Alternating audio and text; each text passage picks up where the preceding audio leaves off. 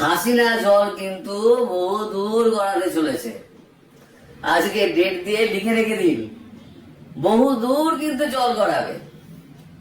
আর এই যে ছপ্পর বাজনা সার্কাস পার্টি বসে আছে না, এই সার্কাস পার্টির কিন্তু কপালে কিন্তু অশেষ দুর্গতি লেখা আছে।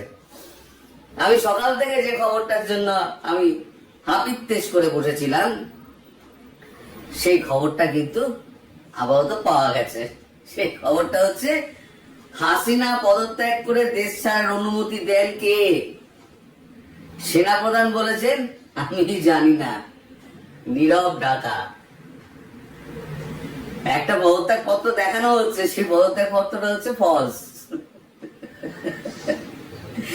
বুঝতে পারছেন কেস কোথায় যাবে? আমি বলছি কেস কত প্রচুর খবর হয়েছে। আজকে একটু হাসিনার খবর শুনুন।